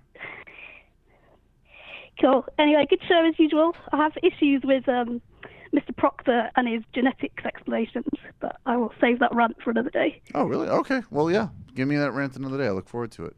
Thanks, Claire. Okay, gotta jump. All right. Bye-bye. Okay, 2 quick Discord questions, and we'll race through these IMs, and we're out of here. Let's see. Does Michael do impressions when he's completely alone? And if so, do the characters talk to each other? Well, that's for me to know. And all women I date to torture. What's up with Jordan Sheridan?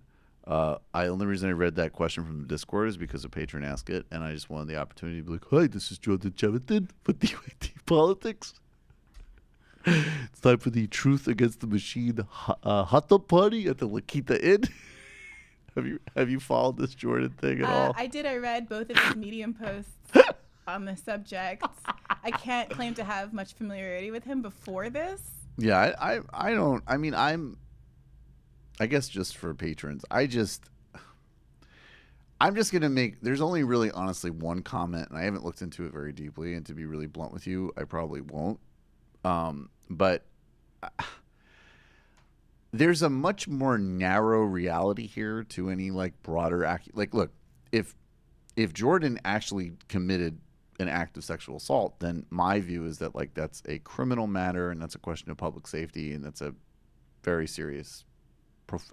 Couldn't be more serious.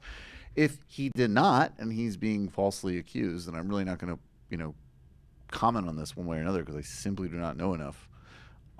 Then that's horrible, and I feel badly for him. The one narrow thing I will say is that even by his own account, look, I'm pretty into people who want to have sex with each other, having sex with each other, and but you cannot turn your work environment into a harem. Like, I mean, I'm sorry. I've read it, and it's sloppy. And if TYT let go of him, independently, like, there's this broader charge and question that he wants investigated, and that's fair. And it's also fair that she's making the accusation, and that's a very important process. But I might, if I was in a position of overseeing him, be like, yo, before we even get to this, why were you in a hot tub in a makeout session with a bunch of people you work with? Okay, first of all, I feel like this is a little bit of kink shaming that's happening here. I have zero. If I don't care. Wants to consensually get in a hot tub that's with 3 great. of his coworkers. I don't know. Not if he's doing the hiring. Not if he's doing the hiring. I don't. No, It's just I mean, look, I am, if anything, too much on the other side of that. But I just think, I'm sorry, and even just brand wise, you're trying to build up a fucking media brand, and you have a guy who, like, especially in this environment, I mean, people are getting accused of things like, misogyny because they're like, Hillary had a bad Senate voting record, and now he's building. I mean, it's just, I don't know, man. Do you think it was a mistake? Sloppy. It was his mistake to kind of disclose all the stuff about his sexual history? I think it was a mistake. No, I think it was a mistake to bring it to work. I think that if he was out traveling across the country having sex with a million different women who are friends or fans or girlfriends or whatever, awesome. I think if you bring that into a website you're trying to build with the hiring process, with all this, I just think it's really fucking sloppy. So here's my follow-up question. How many coworkers are you allowed to sleep with, and is that prorated over time? I have none if you hired them. Is that what the issue I think it's all about professional power dynamics. These are all women that he had, that he was in control of, essentially, from a professional standpoint. And this is I just want to be really clear. You guys are getting to like the higher order. I'm making a really narrow claim, which is that this shit is just like, if we're being real about it, that's not the hill you're going to die on if you're an employer. Sure. Sorry.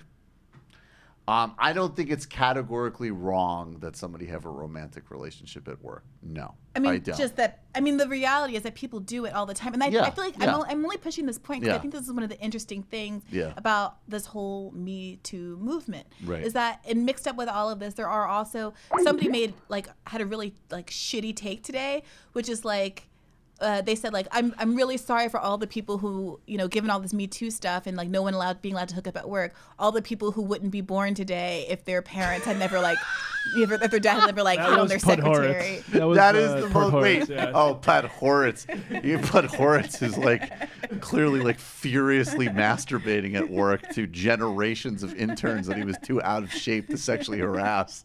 Right, so that's like the worst take. Right, but also it is true that people meet at work, whether or not like outside of an employer, like a subordinate, you know, boss environment relationship. I cannot emphasize the extent to which I am super lax about these things. I just think that like from what I read, including even just his own confessional, it's like, dude, you can't build like. Maybe if you want to run your own website like that and see how that works out, good luck. But if somebody is overseeing you and your brand is attached to a larger brand, it's just fucking sloppy as fuck. Yeah, what it reminds me of it's sloppy as fuck. And it also gives rise to a situation where he might have sexually assaulted somebody. Yeah, it makes you vulnerable because there's no way you can prove anything one way or the other. It's like with the Demore, whatever, that Google guy stuff. It's like once you say the sexist thing, as a supervisor, there's no way to disentangle your obvious gendered views of everyone from your actions in terms of, you know, being their boss, in terms of your supervisory I just role. also just have to flip. Like, I just think that, like, especially in a position like that, like, you know, I don't know, man. I don't know. Maybe I shouldn't comment on somebody else's experience, but it's like, the notion that he would have to do that inside a professional context is just like weird. Well, why would it is more like an entitlement? Like endless sexual opportunity in the world. Well, why I think do you that's a have little to bring overstated. that? A lot of people hook up with their work colleagues because people spend the majority of their time at work, and it's like there's a reason that happens. Yeah, proximity breeds it. Yeah. That's true. You hook up with people at school. You hook up with people at work. You hook up with people on your soccer team. Well, whatever. I was making literally a more narrow point, which is like if you're traveling and you have a lot of large social networks, you have a lot of different connections, like there's a lot of ways to hook up with, you know, like, I don't know, whatever. Anyways, I guess I don't have much of a thought on Jordan. I have to look into it more, but my initial response is pretty narrow, which is like, it's just a fucking mess. I think the question of should one do it following best practices? Yeah. And was it actually inappropriate, and like did it cause a problem? Did it marginalize someone or like derail someone's career or somehow negatively affect someone professionally in this instance? Right. Are kind of two separate questions. Yeah. And while I might agree that in best practices there's lots of things we shouldn't do at work, I should probably not have such a messy office. I should probably not get to work an hour late every day. And there are things that are like actually fireable and there's always wrong. Degrees. Like, I mean, even just the notion, like, yeah, I mean, look, if Jordan Sheridan was like, you know, dating some girl he worked with, this wouldn't be a story. I mean, maybe for some people who really. Yeah, I don't know about that. I don't know doubt about that. it. Well, I'm a little uncomfortable saying that, like, we're going to privilege a romantic relationship over a consensual, assuming it's consensual sexual encounter. Because that seems a little like it's a little like, not kink, like sex shade. Like, it's not very sex positive. Well, I don't know. I hate people who use the phrase sex positive. Annoy me. Just have sex. Don't use it. All right? Just enjoy sex. Well, in my experience, most people who say... Let this guy not have some. He's just trying to maximize the utility of that hot tub, dude. Wow. I also have to say, it's just a really, yeah, look, not a hot tub I would want to be in, but with anybody in that hot tub. But no, but look, I don't care. Look, no, I'm not even. I'm just making a super narrow practical point that even if it's literally numbers, it's literally level of complexity. If you are in a situation where you, with some regularity, are drunkenly having sex with multiple coworkers, the shit is complicated. I'm sorry. That's not fucking. Correct. I am total. Look, go to have any type of consensual sexual experience you want is awesome. Awesome. But the notion, on the other hand, that we could pretend, and I think there's another actually really mixed message in modern sexual culture. I think it's like, on one hand, there's all this like let's be, it's like, I mean, I think I actually am sex positive as much as I hate that term, but at the same time, like people, we're getting demonstrated every day that this shit is also really complicated, and there's a lot of people that do a lot of incredibly fucked up shit. So on one hand, there's like this element of like, this should just be no big thing, and and I agree, it should be no big thing, and people should be able to be adults and enjoy their bodies and have sex. But apparently, that's not the world we live in. That's not how things play out. And until in which time it is, I'm going to say you probably shouldn't be trying to orchestrate orgies with random chicks you've hired off of YouTube as your employee. It just happens. Then great. What if it just happens with two women that you hired? What if it just happens multiple times like that? Like, I think that's the problem. That's the problem. If it happened once, so again, like, I don't really remember the details of this. This is Jordan Cheriton. You're making amazing points, Bree. This is why I'm suing The Intercept. We just forced the new girl to watch the Curb Your Enthusiasm episode about the club soda with salt for the 3rd time, and now we're going to the Marriott Inn hot tub where the Rage Against the Machine in 3rd class. We're going to talk about No Doppel. We're going to be talking about how hot the Flint water organizers were. Those girls are super frisky. They give up anal easily. He should do a Girls Gone Wild series. It's just sloppy. I'm sorry. Of course it is. Yeah, so people get, sometimes sloppiness. And we're not even giving credence to the fact that he has been accused of something that, of course, is completely out of the realm of anything we're talking about. I certainly am giving credence to that, but this is a thought experiment. Cut her mic. How dare you ever bring that shit to my show. Okay, we're going to read these IMs and we're out of here. Thames Darwin. Mikey, we got to talk. While I respect your choice to watch the Lee Remini and Scientology series, but your excuse for not watching The Godfather is weak. Not available? How do you not have this on Blu-ray? I don't have any Blu-rays. This is very disappointing. That is not the way Pop wanted it. Oh, that is such a good Godfather call. It's not the way Pop wanted it. Attorney Andrew, I'm sorry, I cannot read all of this, my brother. 2 questions. First, for Bree, to what extent do you think Coates' writing is so impressionistic that he evades direct criticism? I think that's actually a very interesting, legitimate. Significant extent. And that's not necessarily his fault. I'm not saying he's trying to manipulate people or get one over on people, but it definitely does allow people to project what they want onto him. To explain, okay, we've got this. Second, do you remember when Coates began talking about reparations around the same time the ACA was being debated? In particular, I can't remember the show he was on, but he was discussing how the right criticized the ACA as Obama's just giving reparations to black people. Coates' response is that he wishes he could talk about the ACA accurately being a good representation of reparations. Why has he not made a similar overtures about Medicare for all? Well, I agree with you completely. Yeah.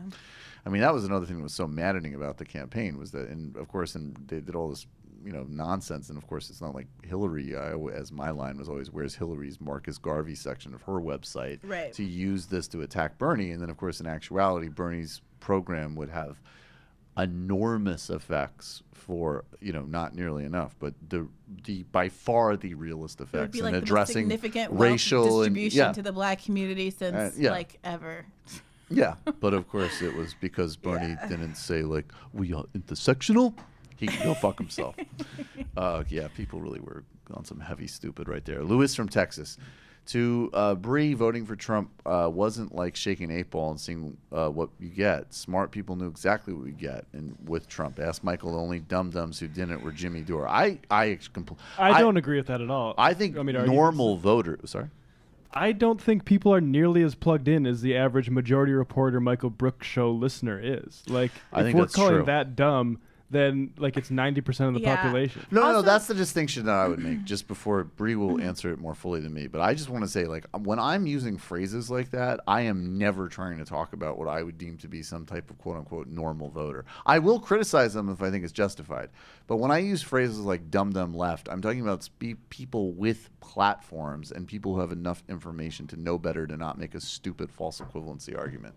So my response would be that when we're talking about Coates being impressionistic and people being able to project a lot, I think that especially now that we're a year into this Trump thing, people forget the extent to which he intentionally or not, modeled himself as a similarly impressionistic person who maybe just because he couldn't keep his story straight, vacillated back and forth between a lot of policy positions.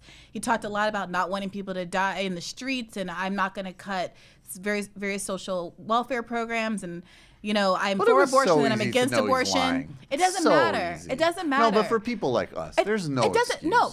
It was I don't want to go to war. I don't want to be involved in X, Y, and Z. Hillary. There was a point at which Hillary Clinton was looking much more of an interventionist, and Trump was saying, "I don't want to go into Syria." And you forget that there were things that were said that you can say that Trump is not a credible person. You're not going to believe what he is going to say, but that then covers everything that he says. You can't selectively say, "I'm not going to believe." It's a more simple argument, and this is what. No, I mean, honestly, because the reality was that he was lying and all over the place. And what was going to happen, which has basically happened, is that to the extent that they're able to push through an agenda, and people forget they're still doing a lot. There's still a lot of harm that has happened. Of course. Is that because he had no actual center point other than an instinct for certain types of populist plays, the Republicans in Congress are going to direct. That's literally what's happened. That's so after. How is that not such after the fact reasoning? I'm going to send you a video. I did a video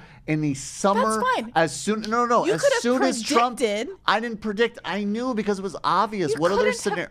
That's ridiculous.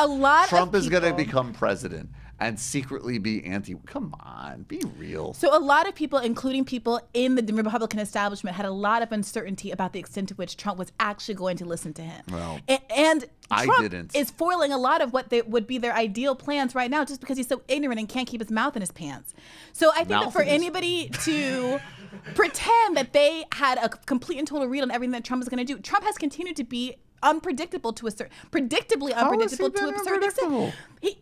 Name a single policy area where he has not pursued. Name one. The things that he says don't always translate into policy because he doesn't have the ability to create policy. But his one thing that he has deviated. One thing. Deviated from what? He hasn't established his own Republican orthodoxy in terms of policy. One area that he's implemented. I think that his insistence on derailing Obamacare immediately without a plan is something that the Republicans were forced into more prematurely than they might have been with a traditional Republican that might candidate. Be true. So their whole plan to derail Obamacare is arguably derailed by Trump's idiocy. That's your instance. That's your instance of how his unpredictability.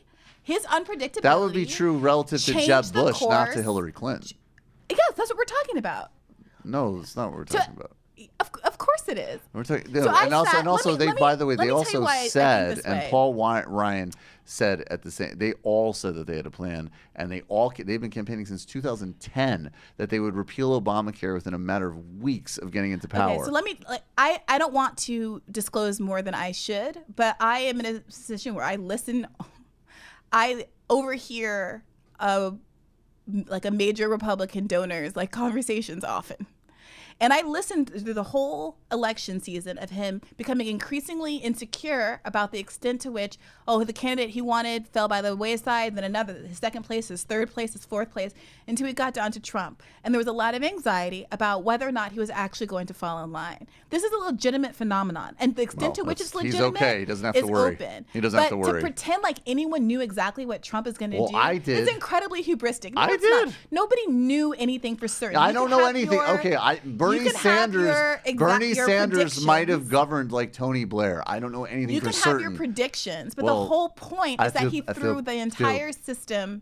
He undermined a lot of what everybody's predictions were, and even the most insightful, astute people did not predict that he was going to win to begin with. So for you to sit here and pretend that you're Nostradamus, I was wrong. He wouldn't win the no. A lot of other people. Sam also. I didn't think he'd win the general. I was wrong. I thought he'd win the primary. I was right, and I thought 100% he'd govern like this without any deviation from. Well, congratulations to you.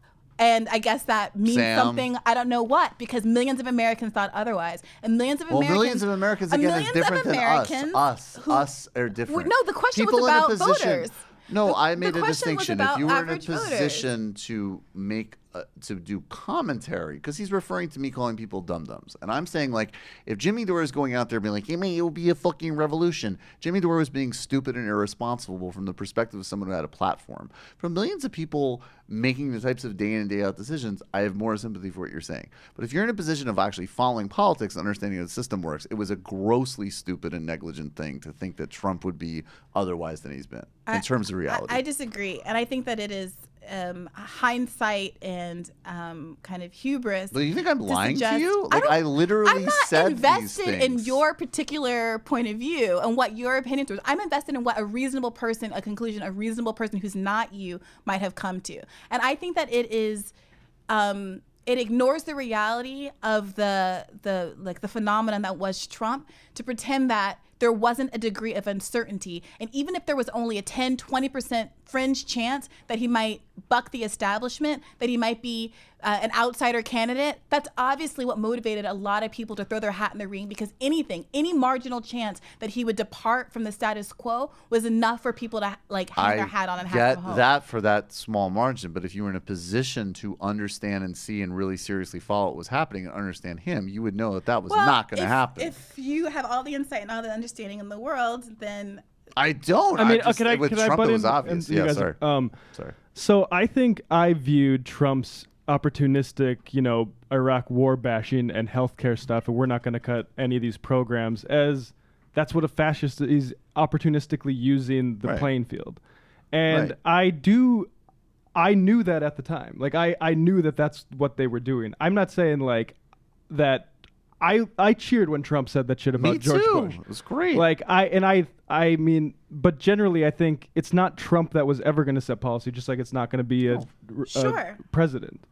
Sure, but the possibility that he would foil things for the Republican Party in the way that arguably he is unintentionally doing. Yeah, There was pure ignorance and haphazardness. But there's foiling he's not going to be able to pass a Republicans want, and there's foiling in he's going to do progressive things. Sure. And I think the people that thought he was going to actually... No, there were people out there actually making the case that he was some type of proto-populist, and that was just so grossly irresponsible. But I also think the extent to which he is willing to so flagrantly contradict himself and lie has become truly apparent in the course of his presidency. So we expect people to make certain campaign promises, and even if they don't follow up 100%, we assume that they are going to have to massage them at least into the reality of what they do once they're president.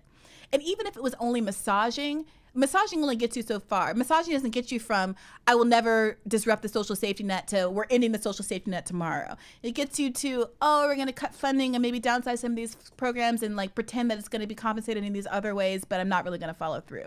What was, I think, again, not necessarily anticipated was the extreme extent to which Trump was going to fully just undermine himself, say whatever he wanted. There was all this talk, if you remember, about whether or not he was going to become increasingly presidential, whether he was going to fall in line, whether he was president. When he gave his inauguration speech, you didn't take that seriously. When he gave his inauguration speech, it was well, maybe from now on he'll just read off the teleprompter and do what a president's supposed to do. Because the notion that we've become so inured to the idea of Trump, we're so used to it by this point that we forget, I think, the extent to which it was the sheer unprecedented nature of the flagrant disrespect for his own prior speech. Well, maybe because, and this is just honestly, I'm not, I know that, I'm not lying to you about how we called this, and I'm not trying. It's not about how you called it. No, because this is what I just can't buy in what you're saying, and I think that this is partially just the punishment of the fact that we had to watch this guy every single fucking day.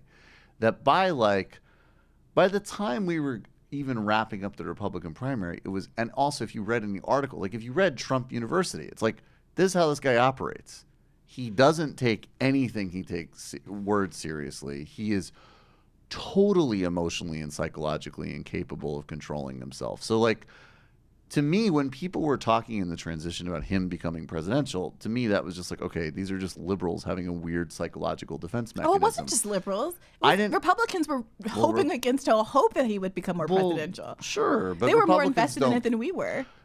Yeah, but there are people, again, like me, who are just this just is what it is. This guy is a mentally ill con artist, and I'm sorry, I know I shouldn't. People don't like when I use mentally ill. I don't know what the right word to use is, but someone who is extremely disturbed, and a con artist and his sense, and also even just his knowledge base. Like, someone could go to him and say, this plan that destroys the safety net does keep your promises. Oh, okay, great. Sure. Like, and so to me, I already, like, I felt like if you were really following him, that was already obvious. And I think that people were, and the fact that people made the case that he was like anything other than at best a puppet for a Republican congressional agenda was so irresponsible and so not grounded in reality that it just shocked me. People argue that he says whatever the last person who spoke to him says, right? Well, who did the last people who speak to him? Right. All of these So Republicans. if you recall, there was this moment again shortly after his inauguration where Obama goes into the office and suddenly he's talking about, oh, Obama's a good guy and maybe X, Y, and Z is okay. Now, I understand that he's going to have a lot more establishment Republicans around him than Obama. But the very fact that he is so malleable makes it so that no one can, with any kind of certainty, say they know exactly what Trump is going to do once he's president. And like I said, this doesn't mean that there's an 80% chance he's going to bring on the revolution. But for those, and this is always been my argument for why people were interested in Trump, in terms of the similar appeal of the Bernie Sanders overlap that people like to loop together. And just to clarify, people meaning commentators or voters? Yeah, because I'm hitting commentators. Voters, I have more sympathy with it. I think commentators, you cannot right now in this be sentence so that I'm sentencing, I'm talking about commentators. But the idea that they have a similar appeal had to do with this hope, whether it's a hope against hope, but this hope that because of their status as outsiders, they had the ability, whether or not they actually would act on it, because again, we had this hope with Obama and he didn't act on it. But there was this potential that they would rebuke the status quo and do their own thing. They have rebuked the status quo. They rebuked it in terms of the nice, modest social progresses we've made with certain social issues. I mean, I guess, again, it was just all there to see. It was there. And the only thing that I'll tip to you, and I don't think this is policy-wise, it's not going to make any difference, if in 2018 Democrats really clean up, he will definitely spend a year trying to represent himself as like, I'm not involved with either of them. But it doesn't mean anything will get done. You know what I mean? But I could see he could try to triangulate after 2018 if Democrats take over. But there was nothing structurally into the lead up to him becoming president that would indicate anything other than what's happened. It's the fact that he is in fact politically independent. Like, that's what was structurally, that he was largely self-funded, that he wasn't a politician, that he didn't owe a bunch of people, a bunch of favors from being a senator for 20 years. He's trying to become rich off of being that's president. All it took. Of course that's true. So he owes everybody who can help him rich. This is an argument for why I thought Donald Trump was going to be the best president of the United States. This is an argument for why a lot of people were... Can you repeat that? You thought Donald Trump was what? This is an argument for why a lot of people hoped for the best, even in the face of a lot of evidence to the contrary. I think the commentator's got to be smarter than the commentator's got to be smarter. The commentator has to be smarter. That wasn't what the question was about. It wasn't about the commentator.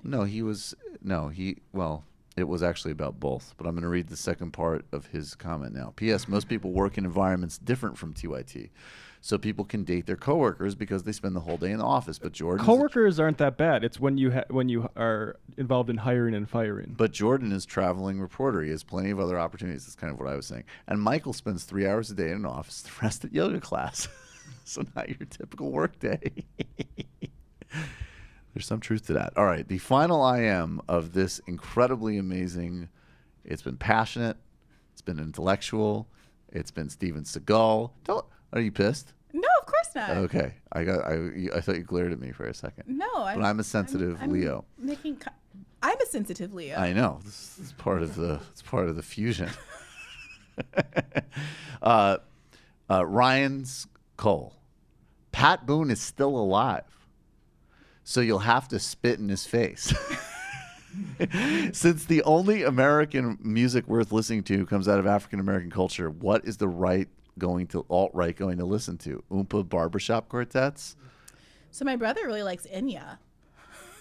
Enya's too peaceful for I've them. heard a lot of people like Enya, like younger people, like sub 30 years old. You know what's amazing is do you remember that Fugees song where they used an Enya sample? Yeah. And they just didn't pay her. Yeah. And I watched an interview with Praz recently on DJ Vlad's show, and it was great because he was asking about the Enya thing, and it was so disarming because Praz was just like, yeah, I mean, I said, I don't even know where she is, but I'll just make up a place. I was like, yeah. She's like, she's in fucking Iceland. She's not going to hear this shit. Fuck it. And he's like, but then we had to write her a much bigger check because it's the best-selling album of the whole year, man. He's like, yeah. But I love the way he just was sort of like, yeah, I took a shot. We were just being assholes. Didn't work. Had to write her a really nice check. When black people try to appropriate, they end up having to pay up. I think you'll find that there's a difference between appropriating and stealing, but maybe that's another thing that you haven't learned yet from my culture. Wait, are you intentionally quoting Keenan Malik at me or no? No, I've never read Keenan Malik. He's the one. He is the New York. I know. Times. I read yours. I read the smart people's critiques of boring people's writing, and then I skip the boring people. Did you miss our Twitter feud? I did. I miss a lot of Twitter shit. I'm not going to lie to you. Guys. I love Twitter. I am like so. Occasionally, I'll go and drop a bomb on Twitter, and then I tweet a lot, but my extent of fighting, I remember there was this one woman on Twitter who was doing these insane tweets about how there needs to be an all women's party for Hillary Clinton or something. It was some type of, and I quote tweeted it, and I was actually 50% serious. I just wrote is this a joke? And she did the, who are you as a cis man? She did the whole thing. And she kept being, she was literally being trying to, who are you? I've asked you a question. And I just wrote back in response to the first one where she said it was real. I just wrote, okay. And then that was it. And she went at me 20 more times, but I was done. I didn't have anything more to add. All right, everybody, I want to thank, first of all, you, Bri. Thank you so much for coming through. It's always a pleasure. You're welcome. Have much more to do, obviously. It really is. It truly is, at least for me. I don't know about for Matt or for you. Hopefully the audience. That's really all I care about. You guys go fuck yourselves. No, it is a great pleasure. I want to thank each and every patron. I want to thank all the callers, IAMers, Discord, for spreading the word. Super producer Matt Leck, super producer David Slavic. Thank you all. Sunday, why we don't have single payer on the illicit history with Natalie Shore from DSA. We'll be back with a whole bunch more Michael Brooks Show.